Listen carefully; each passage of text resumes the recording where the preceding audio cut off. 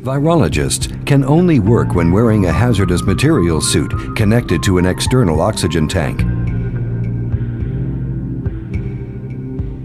No matter where they go, at least 2 cameras remain on them. Because of the risks involved, no effort is spared in keeping them safe. Any mistakes could be deadly. In this lab, scientists analyze blood and tissue samples from all over the country.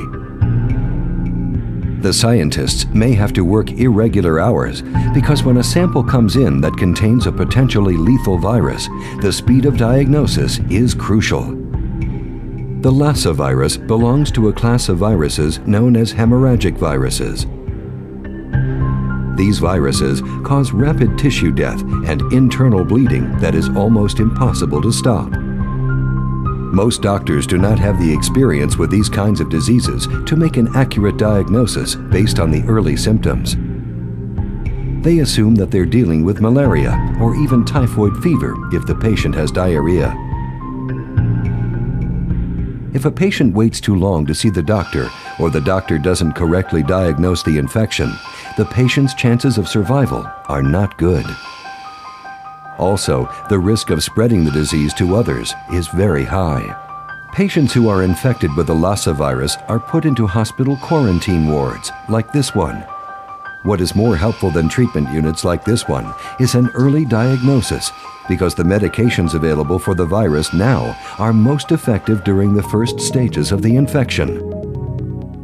The life of the patient can be saved, and other potential victims can also be kept out of harm's way. So is there any hope that we can make drugs or vaccines to stop these viruses? The answer may come from another viral epidemic that has been sweeping the globe. HIV, the virus that causes AIDS, has probably claimed more lives than any other infectious disease.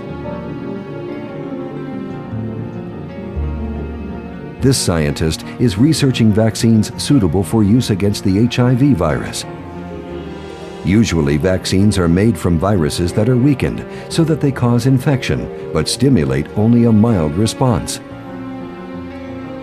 This approach was first used over 200 years ago when Edward Jenner created a vaccine for smallpox by infecting people with a very similar virus that didn't make people sick, but did give them immunity from smallpox.